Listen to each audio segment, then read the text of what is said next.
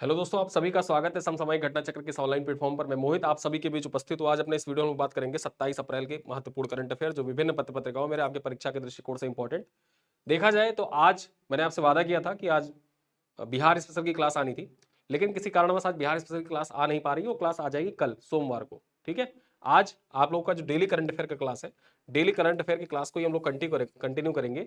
और जो कल का है यानी कि 28 अप्रैल का करंट अफेयर है, वो 28 और 29 हम लोग दोनों एक में कर लेंगे। लेकिन कल आपका आएगा बिहार स्पेशल की क्लास। बिहार स्पेशल आपके 71वीं बीपीएससी परीक्षा के लिए बहुत महत्वपूर्ण है। देखा जाए तो इस टाइम बीपीएससी का मेंस एग्जाम हो रहा है। जैसे ही बीपीएससी का मेंस एग्जाम कंप्लीट होगा, तुरंत उसके बाद में नोटिफिकेशन आ जाएगा 71वीं बीपीएससी का। और 71वीं बीपीएससी का एग्जाम का जो नोटिफिकेशन आ जाएगा अक्टूबर में, संभवतः वो एग्जाम भी प्रस्तावित है। ठीक है, तो इस वजह से देखा जाए तो हम लोग बिहार स्पेशल भी अल्टरनेट डेज पर कवर करते रहेंगे, संडे टू संडे। ठीक है, एक संडे हमने यूपी स्पेशल कवर किया पिछले संडे, और आज इस संडे को देखा जाए तो करंट अफेयर डेली वाला आ रहा है। लेकिन कल हमारा जो वीडियो होगा बिहार स्पेशल का आ जाएगा, तो उसके लिए आप परेशान मत होइएगा। जो मैंने वादा किया है वो वादा पूरा किया जाएगा। Dainik Jagran, the Hindu, India Express, DD News, PIB, ANI पर रही महत्वपूर्ण खबरें जो है आपके परीक्षा के दृष्टिकोण से जितनी खबरें इंपॉर्टेंट है सबको यहाँ पर समाहित किया गया है। डेली शाम को 7:30 बजे ये क्लास आपको मिल जाती है। इस क्लास का पीडीएफ, पीपीटी, क्लास टेस्ट देखा जाए तो 10 एमसीक्यू के टेस्ट डेली होते हैं।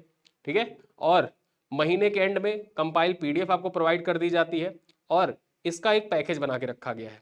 पैकेज बना के रखा गया, उस पैकेज में आप इनरोल हो जाते हैं तो आपको डाउनलोड करने के लिए जो पीडीएफ वगैरह है सब कुछ प्रोवाइड कर दी जाती है। आप मंथली निकाल के आसानी से पढ़ सकते हैं। कैसे ज्वाइन करेंगे आइए मैं दिखा देता हूं एक बार। आप गूगल ओपन करना, गूगल ओपन करने के बाद आपको सर्च करना है समसामयिक घटना चक्र पब्लिकेशन, और उसका शॉर्ट फॉर्म भी आप यूज कर सकते हैं, SSGCP, समसामयिक घटना चक्र पब्लिकेशन। आप सर्च करिए, होम पेज ओपन हो जाएगा। और होम पेज ओपन होने के बाद आपको जाना है वीडियो लेक्चर पर। जैसे ही आप वीडियो लेक्चर पर गए, यहां पर आपको हमारा पूरा पैकेज एक साथ दिख जाएगा। ठीक है, अप्रैल, मार्च, फरवरी पैकेज लगा हुआ है। इस पैकेज पर आप क्लिक करिए। इस पैकेज में देखा जाए तो जो आपको वेबसाइट पर क्या क्या चीजें मिलती है, वेबसाइट पर आपको वीडियोस मिल जाता है, पीडीएफ मिल जाता है, टेस्ट मिल जाता है डेली का। आपको कंप्लीट पीडीएफ प्रोवाइड करने के लिए, कंप्लीट पीडीएफ आप प्राप्त करना चाहते हैं तो आप इस पैकेज को जब इनरोल करेंगे, ज्वाइन करेंगे, ज्वाइन करने के बाद हमारे इस हेल्पलाइन नंबर पर आप कॉल करिएगा। कॉल करने के बाद आपको व्हाट्सएप कम्युनिटी से ऐड कर दिया जाएगा। जब कम्युनिटी में ऐड कर देंगे उसके बाद आपको डेली प्रिंटेबल पीडीएफ मिलता रहेगा। महीने के एंड में कंप्लीट पीडीएफ मिलता रहेगा। आपका करंट अफेयर को लेकर कोई डाउट है, आप जो ग्रुप बना हुआ है ग्रुप में बेझिझक पूछिए। ठीक है, कोई डाउट है, कोई आपको कुछ समस्या लग रही है तो आप पूछ सकते हैं। और यहां पर देखा जाए तो बाई नाउ पर क्लिक करेंगे तो ये 25 रुपए मूल्य दिख रहा है, सेल प्राइस। ये सेल प्राइस दिख रहा है 25 रुपए, इसको आप पे मत करिएगा। यहाँ पर एक बॉक्स होगा कॉइन का, कॉइन पर क्लिक कर दीजिएगा। ये मूल्य आपका घटकर कितना हो जाएगा, 18 रुपए 75 पैसे हो जाएंगे। और 18 रुपए 75 पैसे यानी कि देखा जाए तो इससे कम में करंट अफेयर की तैयारी कहीं नहीं मिलेगी आपको, कि इतना सब कुछ इतने कम रुपए में। देखा जाए तो 2 कप चाय के दाम से भी कम में करंट अफेयर पूरे महीने का आप तैयार कर सकते हैं। 27 अप्रैल 2025 के महत्वपूर्ण खबरों पर चर्चा करें। चलिए देखते हैं क्या है खबर। सबसे पहली खबर है तीसरे अंतरराष्ट्रीय क्वांटम संचार सम्मेलन का आयोजन। देखा जाए जो तीसरा अंतरराष्ट्रीय क्वांटम संचार सम्मेलन है, इसका आयोजन के बारे में चर्चा कर ले। कहां पर इसका आयोजन हुआ, नई दिल्ली में इसका आयोजन हुआ था। ठीक है, कहां पर, नई दिल्ली में इसका आयोजन हुआ था और ज्योतिरादित्य सिंधिया के द्वारा इसका उद्घाटन किया गया था। चर्चा कर ले पॉइंट पर। तो केंद्रीय मंत्री ज्योतिरादित्य सिंधिया द्वारा नई दिल्ली में तीसरे अंतरराष्ट्रीय क्वांटम संचार सम्मेलन का उद्घाटन किया गया। ठीक है, कहां पर आयोजित हुआ था, नई दिल्ली में। उद्घाटन किसने किया, ज्योतिरादित्य सिंधिया ने किया। दूरसंचार विभाग, डीओटी और तकनीकी शाखा संचार इंजीनियरिंग केंद्र, टीईसी, और टेलीकॉम मैट्रिक्स विकास केंद्र, जिसको आप सीडॉट के नाम से जानते हैं, के सहयोग से तीसरे अंतरराष्ट्रीय क्वांटम संचार सम्मेलन की मेजबानी की गई। ठीक है, आगे देखा जाए इस उच्च स्तरीय सम्मेलन में मानकीकरण, अनुसंधान, सुरक्षित डिजिटल परिवर्तन पर विशेष जोर के साथ साथ में देखा जाए तो राष्ट्रीय और अंतरराष्ट्रीय विशेषज्ञों, शोधकर्ताओं और नीति निर्माताओं ने क्वांटम संचार के विषय पर अपना विचार विमर्श यहां पर प्रस्तुत किया। तो इस वजह से ये पॉइंट इंपॉर्टेंट हो जाता है। क्वांटम प्रौद्योगिकी पर देखा जाए, क्वांटम संचार पर यहां पर ये तीसरा अंतरराष्ट्रीय सम्मेलन था। इसका आयोजन भारत में नई दिल्ली में किया गया। भारत इस बार इसकी मेजबानी कर रहा था और यहां पर उद्घाटन किसके द्वारा किया गया, ज्योतिरादित्य सिंधिया के द्वारा किया गया। चलिए अगली खबर पर चर्चा करें, आपके परीक्षा के दृष्टिकोण से महत्वपूर्ण। भारतीय सेना और रॉयल सऊदी लैंड फोर्सेस के बीच नई दिल्ली में हुई पहली आर्मी टू आर्मी स्टाफ वार्ता। आर्मी टू आर्मी स्टाफ वार्ता हुई है किसके किसके बीच में, देखा जाए तो जो सऊदी अरब की लैंड फोर्सेस है और भारतीय थल सेना जो है, ठीक है, दोनों के बीच में, भारतीय सेना के बीच में आर्मी टू आर्मी स्टाफ वार्ता हुई है, पहली बार हुई है, इस वजह से इंपॉर्टेंट हो जाता है। दोनों चर्चाओं का केंद्र जो रहा, यहां पर जो दोनों चर्चाएं, ये चर्चाएं हुई, इन चर्चाओं का केंद्र वार्षिक रक्षा सहयोग योजना था, जिसमें संयुक्त युद्धाभ्यास प्रशिक्षण, संयुक्त शिक्षा, सैन्य शिक्षा, साथ ही साथ क्षेत्रीय विशेषज्ञों के आदान प्रदान और आपसी रुचि के क्षेत्रों को शामिल करना था। दोनों देश जो है ये किन बातों पर चर्चा कर रहे थे कि हम आपस में जो संयुक्त अभ्यास है उसको किस प्रकार से बढ़ा सकते हैं, सैन्य शिक्षा को किस प्रकार से बेहतर किया जा सकता है, दोनों देश आपस में जो क्षेत्रीय विशेषज्ञ हैं उनका आदान प्रदान करें और क्या क्षेत्रीय विशेषता है, विशिष्टताएं हैं, आपस में नॉलेज शेयरिंग की जाए। तो इन्हीं सब चीजों पर देखा जाए तो first India Saudi Arab army to army staff talks जो था ये कहां पर आयोजित किया गया, ये नई दिल्ली में आयोजित किया गया था, ठीक है, नई दिल्ली में 23-24 अप्रैल 2025 को कहां पर हुई, नई दिल्ली में हुई थी, ठीक है। चलिए आगे चर्चा कर लें। दोनों पक्षों ने संचालन संबंधी लॉजिस्टिक, युद्ध क्षेत्र प्रबंधन प्रणालियों और निचली तकनीकी में सहयोग के अवसरों की खोज, ताकि आपसी कार्य क्षमता और क्षमता विकास को बढ़ाया जा सके। दोनों देश जो है ये आपस में जो युद्ध क्षेत्र प्रणाली है, लॉजिस्टिक क्षेत्र है, उन सब में आपसी सहयोग को बढ़ावा देने के उद्देश्य से ही ये पहला भारत और सऊदी अरब के बीच में आर्मी टू आर्मी स्टाफ वार्ता संयुक्त रूप से देखा जाए तो नई दिल्ली में आयोजित की गई, ठीक है। चलिए अगली खबर क्या है, ब्राजील के पूर्व राष्ट्रपति जो है, नाम क्या है, कोलेर डी मेलो, क्या नाम है इनका, कोलोर डी मेलो जो है इनको गिरफ्तार कर लिया गया है। द हिंदू की खबर है, ये आपकी परीक्षा के लिए महत्वपूर्ण है। चर्चा करें, ब्राजील के पूर्व राष्ट्रपति जो है फर्नांड कोलोर डी मेलो जो है, इनको अदालत द्वारा 9 साल की सजा बरकरार रखने के बाद 25 अप्रैल को गिरफ्तार कर लिया गया। उन्होंने भ्रष्टाचार व धन शोधन, करप्शन और जो मनी लॉन्ड्रिंग है, मनी लॉन्ड्रिंग के मामले में इनको सजा सुनाई गई थी 9 साल की। कितने साल की, 9 साल की सजा सुनाई गई थी। और अक्सर आपकी परीक्षाओं में एक चीज आप फोकस करिएगा, जब आप पीवाईक्यू करंट अफेयर का उठा के देखेंगे, करंट अफेयर के पीवाईक्यू में एक चीज आपको कॉमन मिलेगी, किसी भी राजनेता, किसी भी राष्ट्रपति, प्रधानमंत्री या अन्य किसी भी देश के संसद के जो प्रतिनिधि होते हैं, संसद में प्रतिनिधि होते हैं, विधायक सांसद होते हैं, अन्य देशों में सेनेटर होते हैं, उनके ऊपर जब कोई ऐसा एक्शन लिया जाता है, कोई ऐसा मामला होता है जिसकी वजह से वो बर्खास्त कर दिए गए हो या जेल चले गए हो या तख्ता पलट हो गया हो, आप पीवाईक्यू उठा के देखिए, हर बार उनसे संबंधित सवाल आपकी परीक्षाओं में पूछे गए।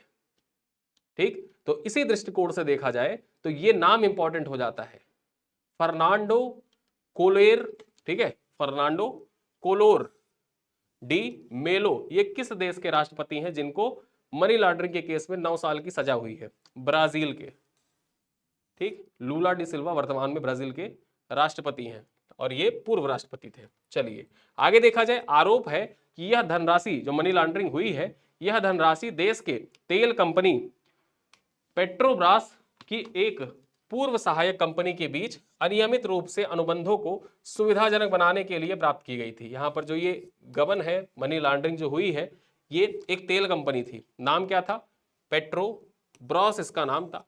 इसी कंपनी की एक सहायक कंपनी थी, ठीक है, उसके पास जरूरी कागजात जो होने थे वो नहीं थे, लेकिन फिर भी उस कंपनी से लिया गया पैसा और कंपनी को परमिट प्रदान कर दिया गया। तो करप्शन हुआ यहाँ पर, ठीक है, करप्शन हुआ और उसी करप्शन के चलते इनको 9 साल की सजा हो गई है और इनको गिरफ्तार कर लिया गया है। चलिए अब आते हैं कुछ पुस्तकों के बारे में जान लेते हैं। बुक्स से संबंधित जो सवाल होते हैं आपकी परीक्षा में पूछे जाते रहे, ठीक है, जो बुक्स है, बुक्स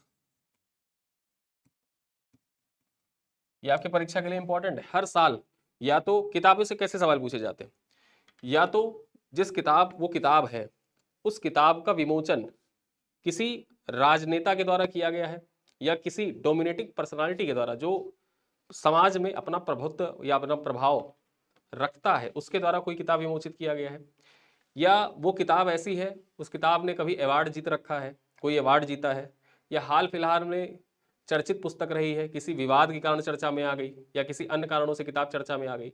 तो अक्सर आपकी परीक्षाओं में जो किताबें पूछी जाती हैं, बुक्स पूछे जाते हैं, पूरे साल देखें आप, राइटरों की संख्या इतनी ज़्यादा है कि हर साल देखा जाए हजारों लाखों किताबें लिखी जाती हैं, लेकिन उन हजारों लाखों किताबों में आप डिसाइड कैसे करेंगे कौन सी आपकी परीक्षा के दृष्टिकोण से इंपॉर्टेंट है? या तो वो किसी राष्ट्रपति मतलब वो सॉरी भारत के राष्ट्रपति के द्वारा उसका विमोचन किया गया हो, प्रधानमंत्री के द्वारा किया गया हो, राज्यपाल के द्वारा किया गया हो, राज्यपाल के द्वारा किया गया हो, या कोई ऐसी किताब है जो मुख्यमंत्री के द्वारा, सीएम के द्वारा अगर जो उसका इनॉग्रेशन किया गया है, या कोई ऐसी पर्सनालिटी है जिनका प्रभाव है समाज पे, ठीक है, राजनीति में जिनका प्रभाव है, तो ऐसी किताबें जो विमोचित की जाती हैं उनके द्वारा जो विमोचित किताबें हैं उनके राइटर, उनके नाम पूछ लिए जाते हैं, या तो कोई अवार्ड से संबंधित किताब होती है उसके नाम पूछ लिए जाते हैं। तो आइए यहाँ पे चर्चा करते हैं। किताब है, किताब का नाम क्या है? The Hindu manifesto. ठीक है, यहाँ पर देखा जाए पुस्तक द हिंदू मैनिफेस्टो का विमोचन हुआ है। चर्चा कर ले। प्रधानमंत्री संग्रहालय में राष्ट्रीय स्वयंसेवक संघ के प्रमुख जो है, आरएसएस के प्रमुख मोहन भागवत ने 26 अप्रैल यानी कि कल, ठीक है, विश्व हिंदू कांग्रेस के संस्थापक स्वामी विज्ञानानंद, क्या नाम था इनका? स्वामी विज्ञानानंद इनका नाम था, और इनकी किताब है the Hindu manifesto. The Hindu manifesto इनकी किताब है, इसका विमोचन किया है। ठीक है, तो यहाँ पे आपके लिए दो नाम इंपॉर्टेंट हो जाते हैं। इस किताब का विमोचन, द हिंदू मैनिफेस्टो किताब का विमोचन किसके द्वारा किया गया? यहाँ पर देखा जाए मोहन भागवत के द्वारा किया गया। इस किताब के लेखक कौन है? तो स्वामी विज्ञानानंद है। क्या? स्वामी विज्ञानानंद जो है वो इस किताब के लेखक हैं। चलिए आगे देखें। यह पुस्तक आधुनिक समय में समृद्धि, सुशासन और न्याय की दिशा में एक परिवर्तनकारी दृष्टिकोण प्रस्तुत करती है। यह धर्म के सिद्धांतों, वेदों, रामायण, महाभारत व अर्थशास्त्र जैसे प्राचीन हिंदू ग्रंथों के शाश्वत ज्ञान पर आधारित है।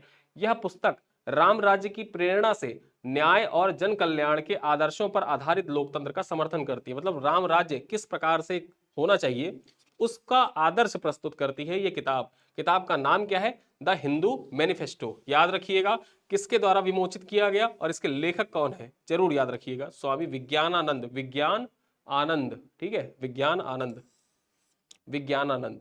जब आप संधि विच्छेद करेंगे तो विज्ञान प्लस आनंद, मतलब विज्ञानानंद के द्वारा किताब लिखी गई है। चलिए आगे देखें।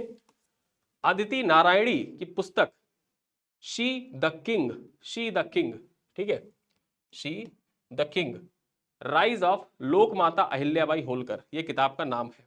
अहिल्याबाई होलकर पर लिखी गई किताब है। परीक्षा के दृष्टिकोण से बहुत ही महत्वपूर्ण किताब है। ठीक है, She the King, Rise of Lokmata Ahilyabai Holkar, यहां पे आप पीछे देख सकते हैं। चलिए चर्चा कर लें। नई दिल्ली स्थित न्यू महाराष्ट्र सदन में 25 अप्रैल को डॉक्टर अदिति नारायणी की पुस्तक She the King, Rise of Lokmata Ahilyabai Holkar की आधिकारिक विमोचन संपन्न हुआ। यहाँ पर 25 तारीख को देखा जाए, 25 अप्रैल को इस किताब का विमोचन किया गया। किसके द्वारा विमोचन किया गया? यहाँ पर आप देख सकते हैं विमोचन जो किया गया, यहाँ कॉर्नर में अदिति नारायण जी खड़ी, उनकी फोटो कट गया है। यहाँ दिल्ली की सीएम है और ये खड़ी है मीरा कुमार, पूर्व लोकसभा अध्यक्ष मीरा कुमार, साथ ही साथ में कुमार विश्वास जी भी खड़े हैं। लेकिन यहाँ पर विशिष्ट अतिथि के तौर पर कौन कौन सम्मिलित हुए थे? देखा जाए मुख्य अतिथि के तौर पर मीरा कुमार और जो दिल्ली की सीएम है ये सम्मिलित हुई थी, और इन्हीं के द्वारा ये जो किताब है She the King, Rise of लोक माता अहिल्याबाई होलकर, इसका विमोचन किया गया। इसके राइटर कौन है? इसकी राइटर है अदिति नारायणी। चर्चा करें। समारोह में मुख्य अतिथि मुख्यमंत्री रेखा गुप्ता एवं पूर्व लोकसभा अध्यक्ष मीरा कुमार ने पुस्तक का विमोचन, जो औपचारिक अनावरण यहां पर किया। लेखिका डॉक्टर अदिति नारायणी जो है ये भारतीय राजनीतिक विचारक और जानी मानी विद्वान है। इन्होंने इस कृति को स्त्री शक्ति, स्वदेशी नेतृत्व मूल्यों के रूप में प्रस्तुत किया है। स्त्री शक्ति और स्वदेशी मूल्यों, जो स्वदेशी नेतृत्व मूल्य है उसी पर आधारित है इनकी ये किताब। किताब का नाम जरूर याद रखिएगा, आपके परीक्षा के लिए बहुत महत्वपूर्ण है। She the King, Rise of Lokmata Ahilyabai Holkar. चलिए आगे देखें। प्लम्बेक्स इंडिया का आयोजन। अब प्लम्बेक्स इंडिया जो है इसका आयोजन कहां पर किया गया है? इसका आयोजन हुआ है हॉल नंबर 5, भारत मंडपम, नई दिल्ली। आप हॉल नंबर मत याद रखिए, भारत मंडपम नई दिल्ली याद रखिए, क्योंकि ये उसका आधिकारिक पोस्टर है, पोस्टर में लिखा हुआ था, इसी वजह से मैंने आपको बता दिया। 24 से लेके 26 अप्रैल के बीच में इसका आयोजन किया गया। ठीक है, 24 से लेके 26 अप्रैल के बीच में भारत मंडपम नई दिल्ली में भारतीय प्लम्बिंग एसोसिएशन द्वारा प्लम्बेक्स इंडिया का आयोजन किया गया। परीक्षा में आपसे पूछे कि प्लम्बेक्स इंडिया का आयोजन कहां पर किया गया? प्लम्बेक्स इंडिया का आयोजन भारत मंडपम नई दिल्ली में किया गया। डायरेक्टली आपसे परीक्षा में पूछ सकता है किसके द्वारा? भारतीय प्लम्बिंग एसोसिएशन के द्वारा इसका आयोजन किया गया था। आगे हम चर्चा कर ले।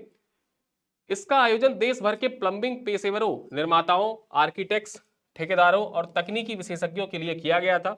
इसका उद्देश्य क्या था? तो इसका उद्देश्य उद्योगों के विकास को प्रोत्साहित करना, नई तकनीकों को अपनाना और प्लम्बिंग पेशेवरों को उच्च मानकों के अनुरूप प्रशिक्षित करना इसका मुख्य उद्देश्य था। ठीक है, तो इसके जो मुख्य उद्देश्य थे, मुख्य उद्देश्य जाने रहिए क्यों इसका आयोजन किया जा रहा था। ठीक है, कहां पर इसका आयोजन किया गया और कौन कौन इसमें सम्मिलित हुए, सारी बातें मैंने आपको बता दी। चलिए अगली खबर क्या है, मुंबई, दिल्ली और बेंगलुरु में खुलेंगे इन्वेस्ट यूपी के ऑफिस। जो इन्वेस्ट यूपी है, इन्वेस्ट यूपी के ऑफिस 3 शहरों में खुलने जा रहे हैं। कौन कौन से वो शहर है, मुंबई है, दिल्ली है और बेंगलुरु है। ये 3 शहर है, इन 3 शहरों में इन्वेस्ट यूपी अपना ऑफिस खोलने जा रहा है। चर्चा कर ले पॉइंट पर। उत्तर प्रदेश में निवेश को रफ्तार देने के लिए प्रदेश सरकार मुंबई, दिल्ली और बेंगलुरु में इन्वेस्ट यूपी का ऑफिस खोलने जा रही है। मुंबई का ऑफिस बड़े कॉरपोरेट घरानों से संपर्क कर उनको प्रदेश में बड़े प्रोजेक्ट लगाने के लिए प्रेरित करेगा। दिल्ली ऑफिस जो है ये अलग अलग देशों के जो दूतावास है उनसे संपर्क साधेगा। तो यहां पर जो अलग अलग शहरों में स्थापित किए जा रहे हैं ना, उनके पीछे स्थापित करने का उद्देश्य क्या है उसको ही बताया गया है कि जो मुंबई में स्थापित होगा वो बड़े बड़े जो कॉरपोरेट घराने हैं उनसे संपर्क साधेगा कि भैया आओ हमारे उत्तर प्रदेश में इन्वेस्टमेंट करो, इन्वेस्ट करो, हम तुमको सुविधाएं प्रदान कर रहे हैं। ठीक है, ये तो देश के अंदर बात करेगा। जो दिल्ली में स्थापित किया जा रहा है, क्यों दिल्ली में स्थापित किया जा रहा है, दूतावास है। जो जितने भी राष्ट्र हैं, राष्ट्रों के दूतावास कहां पर है, दिल्ली में है। ठीक है, एम्बेसी दिल्ली में है।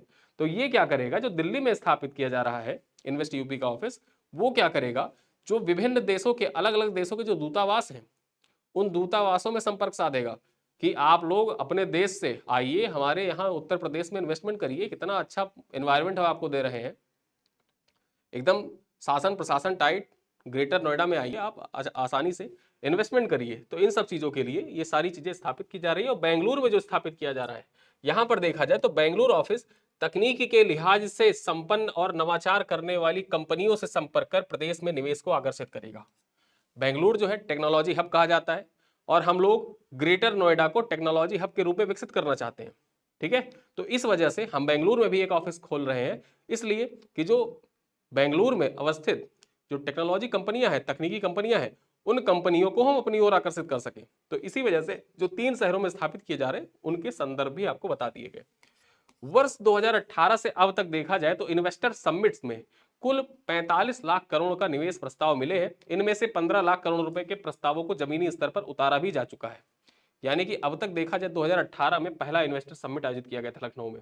ठीक है, राष्ट्रपति के द्वारा उस टाइम प्रधानमंत्री नरेंद्र मोदी के द्वारा जो इन्वेस्टर समिट 2018 में हुआ था उसका उद्घाटन किया गया।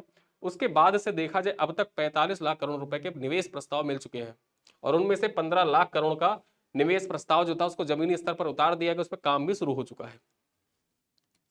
7 वर्षों में प्रदेश का सकल घरेलू उत्पाद जीएसडीपी जो है ये दुगने से अधिक होकर कितना हो गया है, दुगने से अधिक होकर 27.51 लाख करोड़ रुपए पहुंच गया है।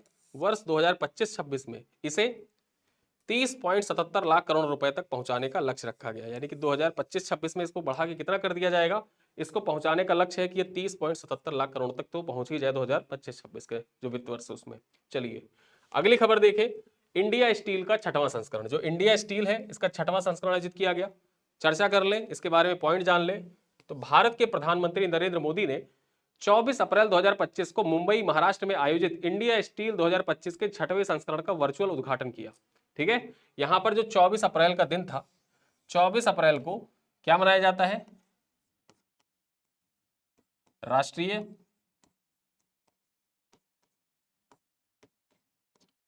पंचायती राज दिवस। ठीक है, राष्ट्रीय पंचायती राज दिवस मनाया जाता है। और इस दिन मोदी जी कहां पर थे, बिहार में थे, बिहार में थे। इसी वजह से जो ये इंडिया स्टील था ना, इसका जो 6वां संस्करण था, 6th एडिशन था, इस 6th एडिशन का वर्चुअली उद्घाटन किया गया। ठीक है, आगे हम चर्चा कर लें। इंडिया स्टील का 6वां संस्करण 24 से 26 अप्रैल 2025 तक मुंबई में आयोजित किया जा रहा था। ठीक है, 24 से 26 अप्रैल के बीच में इसका आयोजन मुंबई में किया गया। चर्चा करें, इंडिया स्टील 2025 के उद्घाटन सत्र के दौरान केंद्रीय इस्पात और भारी उद्योग मंत्री HD कुमारस्वामी और इस्पात तथा भारी उद्योग राज्य मंत्री भूपति राजू श्रीनिवास वर्मा उपस्थित रहे। चर्चा कर ले, इंडिया स्टील का पहला संस्करण कब आयोजित हुआ था, सन 2013 में आयोजित किया गया था। और वहीं पर यह 6वां संस्करण है। जो 5वां संस्करण था,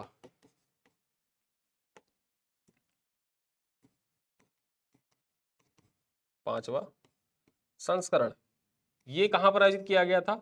ये भी मुंबई में आयोजित हुआ था। ठीक है, ये भी मुंबई में 2024 में आयोजित किया गया था 5वां संस्करण। चलिए अगली खबर पे चर्चा करें। Film and television institute of India को मानित विश्वविद्यालय संस्थान घोषित किया गया है।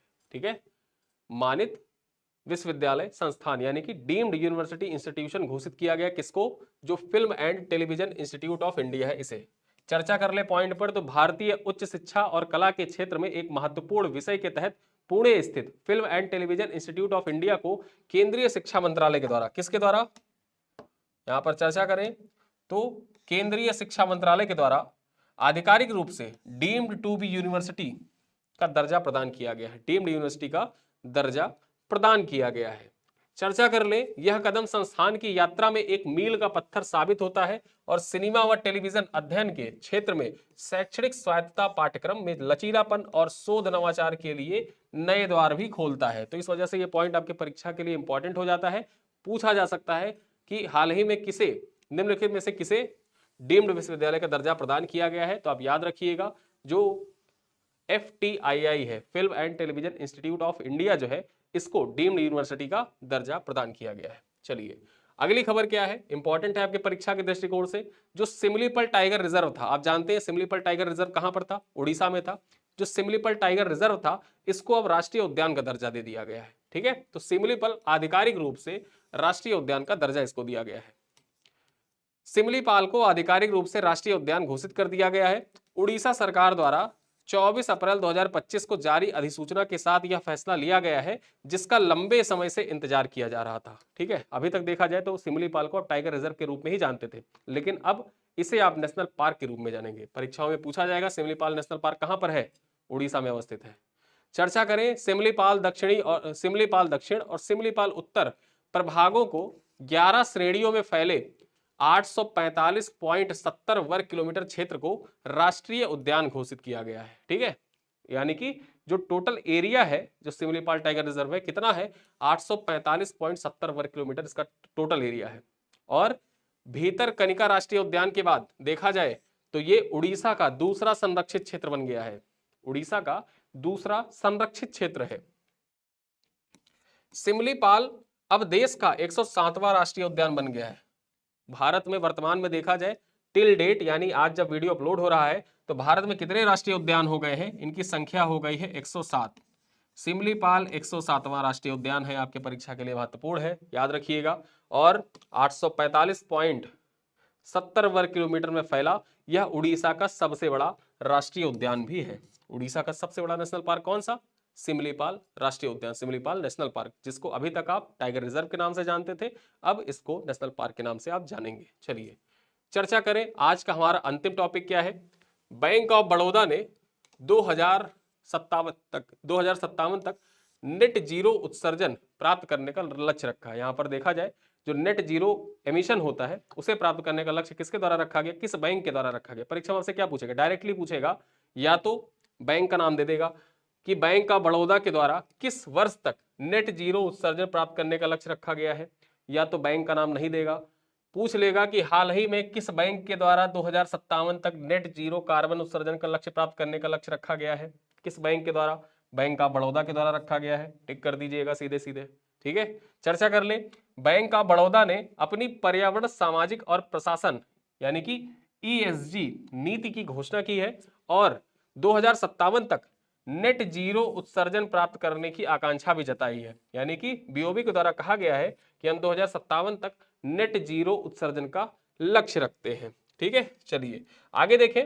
बैंक का यह कदम जो है, बैंक का यह कदम जिम्मेदार और सतत बैंकिंग प्रथाओं को बढ़ावा देने, ESG जोखिमों को कम करने और निम्न कार्बन भविष्य के लिए अवसरों के लाभ उठाने की प्रतिबद्धताओं को प्रदर्शित करता है। इस वजह से बैंक ऑफ बड़ौदा का नाम आपकी परीक्षा के दृष्टिकोण से महत्वपूर्ण हो जाता है। यहां से संबंधित सवाल डायरेक्टली आपसे पूछेगा कि सन 2057 तक नेट जीरो उत्सर्जन का लक्ष्य निम्नलिखित में से किस बैंक के द्वारा रखा गया है? बैंक ऑफ बड़ौदा के द्वारा रखा गया है। या बैंक ऑफ बड़ौदा ने किस वर्ष तक नेट जीरो उत्सर्जन का लक्ष्य रखा है? 2057 तक रखा है। ठीक, तो यहां पर हमने आपसे सवाल पूछे। अब एक पॉइंट और है, हाइपरसोनिक मिसाइल के इंजन का सफल परीक्षण किया गया। जो हाइपरसोनिक मिसाइल है उसके इंजन का सफल परीक्षण किया गया। जैसा आप जानते ही हैं, पाकिस्तान और भारत के बीच में इस टाइम पे टेंशन पीक पर है। पाकिस्तान कह रहा है कि हम अपने मिसाइल टेस्ट करेंगे, बाबर, गजनवी, गौरी मिसाइल टेस्ट कर रहा है। भारत ने कहा रुको जरा, हम भी बताते हैं। ठीक है, भारत अपने हाइपरसोनिक मिसाइल इसने टेस्ट किए हैं। चर्चा कर ले पॉइंट पर। हैदराबाद स्थित DRDL, ठीक है, DRDO की एक शाखा है, DRDO की इकाई है DRDL, इसने क्या किया है, हाइपरसोनिक हथियार टेक्नोलॉजी के क्षेत्र में एक महत्वपूर्ण उपलब्धि हासिल की है। DRDL ने 25 अप्रैल को हैदराबाद में नवनिर्मित advance scramjet connect test facility का 1000 सेकंड से ज्यादा अवधि के लिए active cooled scramjet sub scale combustor का जमीनी परीक्षण किया है। ठीक है, 1000 सेकंड तक इसका परीक्षण किया गया। देखा जाए, हाइपरसोनिक जो मिसाइल होती है, एक सुपरसोनिक होती है, सुपरसोनिक से भी तेज होती है हाइपरसोनिक। ध्वनि की तीव्रता से जो 5 मैक की गति होती है, यानी ध्वनि की तीव्रता से 5 गुना तेज चलती है, उसका 1000 सेकंड तक परीक्षण किया गया। यहां पर आप देख सकते हैं, ये मिसाइल है और ये पीछे आग निकल रहा है। ठीक, 1000 सेकंड तक इसका परीक्षण किया गया। इसी साल जनवरी में क्या हुआ था कि 120 सेकंड तक इसका परीक्षण किया गया था। 120 सेकंड तक हमने परीक्षण कर लिया था, उसी का ये अगला चरण था कि 1000 सेकंड तक हमने परीक्षण कर लिया। और 1000 सेकंड में तो आप ये समझ लीजिए कि अगर हम पंजाब में बैठे हुए हैं और पाकिस्तान के ऊपर फायर कर दे तो 3 राउंड लगा ले 1000 सेकंड में। ठीक है, तो यहाँ पर जो ध्वनि की गति होती है, ध्वनि की गति से 5 गुना तेज होता है हाइपरसोनिक। चलिए, आज के कुछ महत्वपूर्ण प्रश्न है, इन प्रश्नों का उत्तर आपको कमेंट बॉक्स में देना है। क्या है प्रश्न? निम्नलिखित कथनों पर आपको विचार करना है। पहला कथन है, फर्नांडो कोलेर डी मेलो को भ्रष्टाचार व धन शोधन के आरोप में सजा दी गई है, वह ब्राजील के रक्षा मंत्री भी रहे थे। ठीक है, तो यहां पर जो सही उत्तर है आपको बताना है, केवल कथन सत्य है, केवल कथन 2 सत्य है, दोनों सत्य है या दोनों असत्य है, कौन सा सही है ये आप बताइएगा। क्वेश्चन नंबर 2 क्या कह रहा है, द हिंदू मैनिफेस्टो पुस्तक के लेखक कौन है, मोहन भागवत, स्वामी विज्ञानानंद, रेखा गुप्ता या मीरा कुमार। क्वेश्चन नंबर 3 है, प्लम्बेक्स इंडिया 2025 का आयोजन किस संस्थान द्वारा किया गया, भारतीय भवन निर्माण परिषद के द्वारा, भारतीय प्लम्बिंग एसोसिएशन के द्वारा, भारतीय तकनीकी शिक्षा परिषद के द्वारा या C.डॉट के द्वारा। क्वेश्चन नंबर 4 है, इन्वेस्ट यूपी के संदर्भ में निम्नलिखित कथनों पर विचार करें। इन्वेस्ट यूपी के नए ऑफिस कोलकाता और चेन्नई में खुलने जा रहे हैं।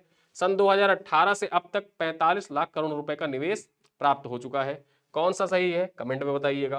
क्वेश्चन नंबर 5 क्या कह रहा है, सिमलीपाल को भारत के कौन से राष्ट्रीय उद्यान का दर्जा दिया गया है, कौन सा राष्ट्रीय उद्यान बन गया है, 106वां, 107वां, 108वां, 109वां। क्वेश्चन नंबर अंतिम है, She the King Rise of Lokmata Ahilyabai Holkar पुस्तक के संदर्भ में निम्नलिखित कथनों पर आपको विचार करना है। डॉक्टर अदिति नारायणी द्वारा लिखित पुस्तक स्त्री शक्ति पर आधारित है। विश्लेषण कह रहा है, ये तो कथन है, विश्लेषण कह रहा है कि पुस्तक में स्वदेशी नेतृत्व मूल्यों को भी चित्रित किया गया है। अब आपको बताना है कि कौन सा कथन सही है। कथन और विश्लेषण दोनों सही है, केवल कथन सही है, केवल विश्लेषण सही है या दोनों कथन गलत है। तो यहां पर मैंने आपसे पूछा 6 सवाल और इन 6 सवालों का उत्तर आपको देना है कमेंट बॉक्स में। ठीक है, इसका उत्तर आप दीजिए आज कमेंट बॉक्स में और कल आ जाएगा बिहार का लेक्चर।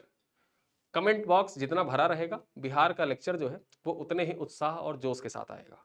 वरना जैसे आप रिस्पॉन्स देते हैं कमेंट का, वीडियो का, लाइक का, उसी तरीके से वीडियो अनावरत आते रहेंगे। उसी तरीके, जिस तरीके से आप रिस्पॉन्स दे रहे हैं उसी तरीके से वीडियोस भी आते रहेंगे। तो जम के रिस्पॉन्स दीजिएगा, उत्तर दीजिए, भर भर के उत्तर दीजिए, उत्तर आप दीजिए और वीडियो लगातार अनावरत रूप से आपके बीच आते रहेंगे। चलिए, इसी के साथ मैं इस वीडियो को यहीं पर समाप्त करता हूं। मिलते हैं अगली क्लास में, तब तक के लिए धन्यवाद।